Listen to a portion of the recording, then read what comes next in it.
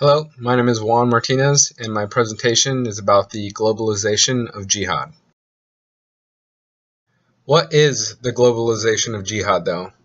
According to Gabani, the globalization of jihad is a rapid spread globally of radicalized ideas in order to create anti-Western sentiment and unite all Muslims under one caliphate. Now, even though the origins of Islam and the Prophet Muhammad go back more than 14 centuries, what we're seeing today in Iraq and Syria is the largest convergence of freedom fighters, also known as terrorists, thanks to globalization. Through the rapid spread of radicalized ideas, Islamist extremists have effectively ravaged parts of the world that most thought were safe havens. They've effectively altered warfare with targeted propaganda towards struggling countries in need of proper governance, and they've effectively threatened society as a whole, and not just regionally anymore. Troubled countries in the Middle East are completely overtaken by terrorist groups such as ISIS in Iraq and Syria, the Taliban in Afghanistan and Pakistan, AQAP or Al-Qaeda in the Arabian Peninsula, and Al-Shabaab in Somalia. The difference now, though, is that all these groups can promulgate ideas instantaneously as well as recruit far more heavily through the use of social media. In January of this year, ISIS sympathizers hacked the U.S. Central Command's Twitter page and posted this: "In the name of Allah, the most gracious, the most merciful, the cyber caliphate continues its cyber jihad." The use of social media as a propaganda vessel is both extremely effective as well as extremely dangerous. Through social media sites such as Facebook, Twitter, and YouTube, terrorist organizations are rapidly targeting, indoctrinating, recruiting, and arming mercurial Muslims, their youth, and Westerners alike. Propaganda like this is proving to be very effective.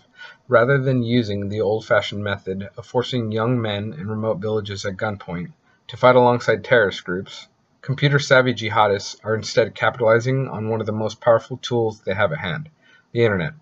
By simultaneously reaching out to thousands and thousands of Muslim youth, the mentally ill, the isolated, even normal Muslims and Americans, influencing potential heroes and heroines to join them as freedom fighters and martyrs is inexplicably simple and straightforward.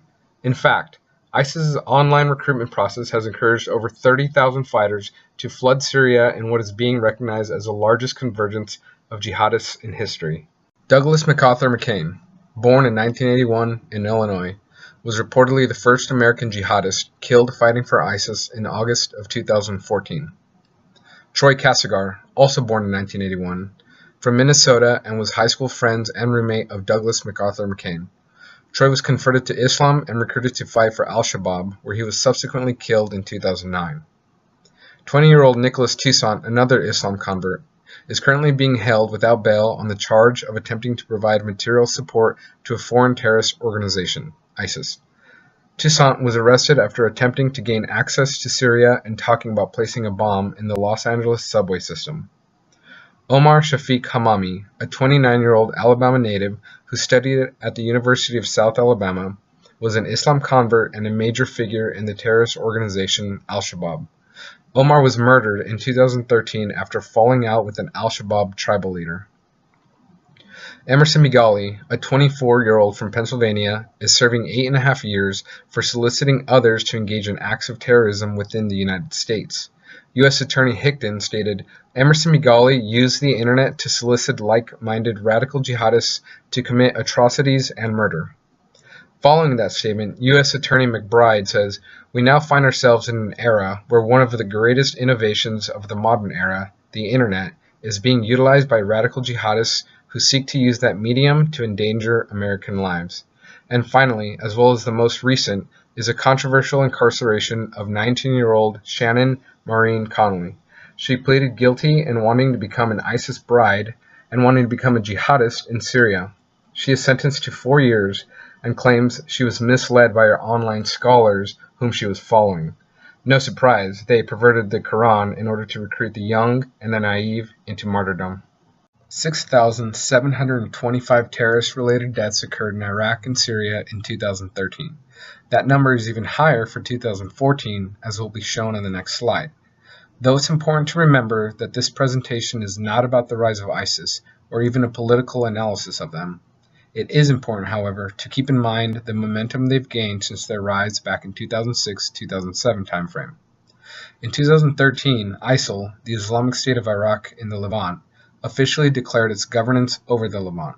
This declaration, in addition to the billions of dollars they have access to, some technological prowess, and complete ruthlessness, they have successfully created a well-funded state and army that will continue its pursuit of globalized jihad. 2014, ISIS declares its caliphate and recruitment surges. So does the death toll. 32,727 terrorist-related deaths occurred last year. That's double from the year before. Though there is no statistical evidence to prove this, my theory is that a direct correlation exists between the two. As the presentation has reinforced, this is not just America's problem. All over the world, countries are dealing with their citizens flooding to Syria in search of a higher meaning. Whether that is to become a martyr or the wife of a martyr, tens of thousands from over 50 countries have joined the cause. To put this in perspective, the number of fighters and supporters ISIS has gained is higher than both the Soviet invasion of the 1980s in Afghanistan and the American invasion of Iraq in 2003. Globally, there has never been anything like it. So, what do we do about this problem? Yes, globalization has contributed to the escalation of globalized jihad. No, the two are not symbiotic. Globalization can exist without terrorism, and terrorism can exist without globalization. Most importantly, neither will ever be truly eradicated. What is possible, though, is reaching out to the same people terrorists are and delivering the actual message of what Islamist extremism really is. For all intents and purposes, globalization can be broken down as the rich getting richer and the poor getting poorer. Well, in ISIS's case, they've hopped on the rich bandwagon and are closing the gap between the rich and the poor faster than anyone else. Granted, this bandwagon is full of explosives and headed for the nearest embassy, they're still doing what the rest of the world is not. To intervene, the rest of the world needs to close that gap as well. Secondly, the gradual introduction of democracy into a culture where church and state not only coexist but rule supremely must be done so delicately but assertively.